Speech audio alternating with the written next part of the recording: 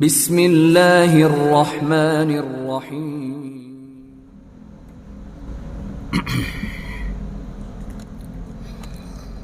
Alhamdulillahilladzi khalaqal mauta wal hayata liyabluwakum ayyukum ahsanu amala wa huwal azizul ghafur.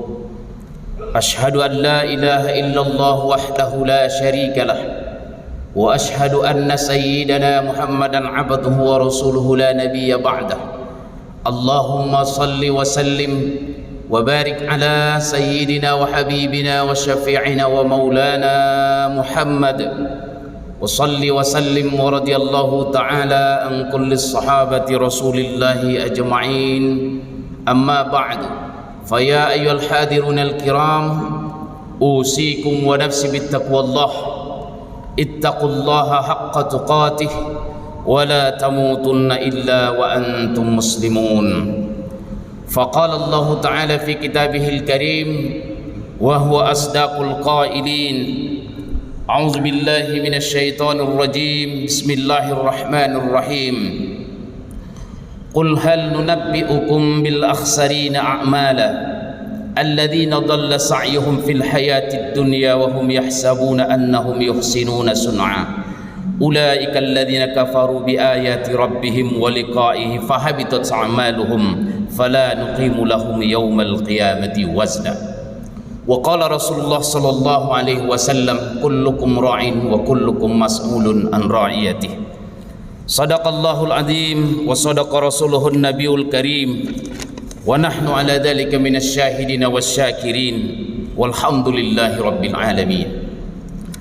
Hadirin jamaah salat Jumat yang mulia, mari kita berjuang sungguh-sungguh, bermujahadah, kiranya bertambahlah ketakwaan kita kepada Allah pada setiap kesempatan, bertambah kesyukuran kita atas segala nikmat yang diberikan, bertambah kesabaran kita atas segala derita yang ditimpakan, bertambah ketawaduan kita atas segala pencapaian, dan bertambah pula kearifan kita atas segala persoalan. Wa man yashkur fa innama yashkuru li nafsihi wa man kafara fa innallaha ghaniyyun hamid. Salawat beriring salam semoga senantiasa dilimpahkan kehariban junjungan kita yang mulia Habibana wa Maulana Muhammad. Allahumma salli wa sallim wa barik alaihi. Intisari khutbah yang singkat ini sudah khatib tuliskan di selembar buletin berjudul Teladan Sepanjang Zaman. Ayat dan hadisnya tercantum di dalam, kiranya bisa kita ulas agar kita bisa meneladani baginda Rasulullah sallallahu alaihi wasallam dan kita ajarkan kepada anak dan keluarga kita dalam menjalani kehidupan. Hadirin jamaah salat Jumat yang mulia, dalam pekan-pekan terakhir ini kita dirisaukan terbitnya Permendikbudristek nomor 30 tahun 2001 tentang pencegahan dan penanganan kekerasan seksual di lingkungan perguruan tinggi. Intinya adalah ada satu kata, dua, tiga kata yang di dalamnya sangat mengusik kita, yaitu tanpa persetujuan korban. Dan ini membuka ruang, membuka penafsiran, membuka jalan akan terjadinya tindakan seksual bebas, bahkan LGBT bisa berkembang dengan luas di tengah kita, bahkan di perguruan tinggi. Dan inilah yang memicu kontroversi, inilah yang memicu polemik di tengah masyarakat sampai dengan hari ini. Ormas-ormas Islam yang tergabung dalam Majelis Ormas Islam Muhammadiyah, bahkan yang terbaru adalah Majelis Ulama Indonesia, telah menyampaikan rekomendasi untuk mencabut permen ini atau setidaknya melakukan revisi agar tidak menimbulkan masalah baru yang lebih besar di tengah masyarakat, khususnya di perguruan tinggi. Dan sampai hari ini kita mendapatkan jawaban bahwa apa yang dikeluarkan itu adalah sesuatu yang dengan maksud tujuan yang baik, tapi boleh jadi caranya dan maknanya yang salah. Saudaraku kaum muslimin, di awal tahun ini sekitar bulan Maret yang lalu, Kementerian Pendidikan Nasional juga mengeluarkan Roadmap Pendidikan Indonesia 2020-2035 yang meniadakan kata agama di dalamnya.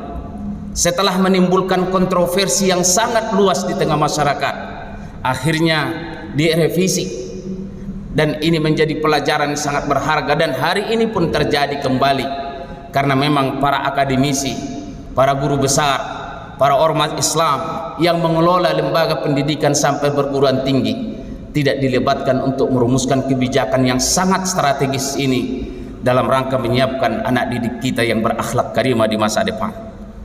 Saudaraku kaum muslimin, salah satu tantangan terbesar umat Islam adalah munculnya pemahaman-pemahaman yang bertentangan dengan ajaran Islam.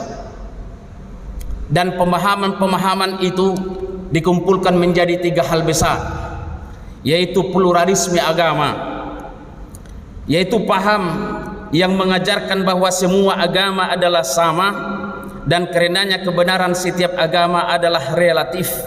Oleh sebab itu, setiap pemeluk agama tidak boleh mengklaim bahwa hanya agamanya saja yang benar, sedangkan agama yang lain salah.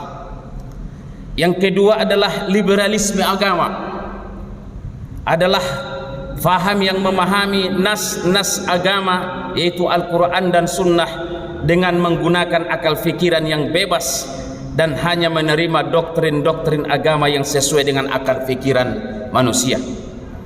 Dan yang ketiga adalah sekularisme agama, yakni memisahkan urusan dunia dan agama.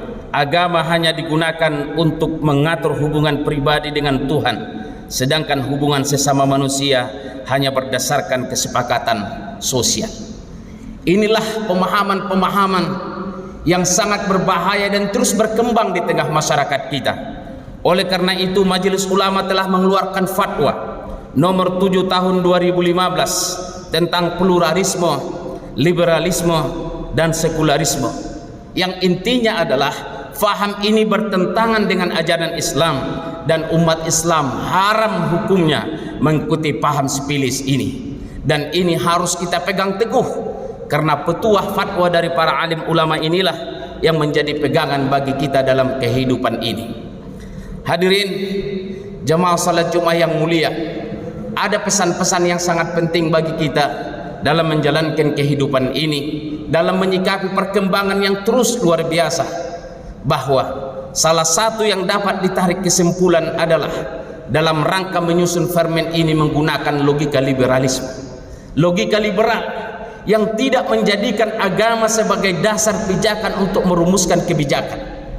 Dan ini akan berbahaya bagi generasi kita yang mendatang, bahwa persoalan bukan masalah agama lagi, karena agama mulai disingkirkan dari kehidupan kita. Dan inilah sekularisme yang sudah merasuk dalam tengah masyarakat, bahkan pada jajaran-jajaran kekuasaan yang ada hari ini. Oleh karenanya, kita ingat pesan guru kita yang mulia Profesor Dr. Kiai Haji Didin Hafidzuddin mengingatkan kepada kita bahwa pondasi dan pilar pendidikan itu tetap kembali kepada keluarga. Kita harus menguatkan pendidikan keluarga kita dengan akhlak karimah, akhlak karimah yang ditopang oleh kekuatan ibadah yang tegak lurus dan akidah yang kuat yang menghujam ke bumi, sebagaimana dipesankan dalam Al-Quran surah Ibrahim 24. Asluha sabitun wa far'uha fis sama tu'ti ukulaha kullahinin bi'idhin rabbiha. Kalimatun thayyibah itu, ajaran-ajaran yang baik, la ilaha illallah, dan seluruh nilai-nilai yang terkandung di dalamnya harus masuk ke dalam diri kita dan keluarga kita, anak-anak kita, seperti akar yang menghujam ke perut bumi, yaitu akidahnya kuat, batangnya tinggi menjulang ke langit, melaksanakan syariah ibadahnya dengan tegak lurus, dan buahnya tak pernah berhenti di sepanjang musim, yaitu akhlak karimah. Oleh karena itulah kita ingat Profesor Dr. Quraisy Shihab menulis sebuah buku bahwa ada yang hilang dari kehidupan kita di tengah masyarakat umat Islam, di tengah masyarakat kita yang berbangsa dan bernegara, yaitu akhlak. Dan inilah yang diingatkan kepada kita semua. Kampus perjuangan kita ini yang didirikan para ulama ini adalah titiknya memperjuangkan akidah yang kuat, ibadah yang tegak lurus, dan akhlak karimah yang tetap berkembang di tengah masyarakat kita. Setelah itu kita berdoa kepada Allah, semoga Allah menolong kita untuk melindungi anak-anak kita, melindungi mahasiswa kita, melindungi seluruh dosen kita, kampus kita dan seluruh umat Islam di Indonesia terhindar dari pelecehan seksual, kekerasan seksual, perzinahan yang begitu dahsyat di tengah masyarakat, dan itu kuncinya adalah pendidikan dalam keluarga. Semoga khutbah yang singkat ini menguatkan tekad kita bersama bahwa pendidikan yang terbaik itu tetap dalam keluarga sebagai topang kehidupan kita, baru dibantu dengan lembaga-lembaga pendidikan formal yang hari ini kita berada di dalamnya. Setelah itu kita berserah mohon pertolongan kepada Allah agar anak-anak kita terhindar dari segala pemahaman yang menyesatkan, yang bertentangan dengan ajaran Islam. Amin ya Allah ya Rabbal Alamin. Barakallahu li wa lakum fil Qur'anil azim, wa nafa'ni wa iyyakum bima fihi minal ayati wa dzikril hakim, wa taqabbala minni wa minkum tilawatahu innahu huwal ghafurur rahim.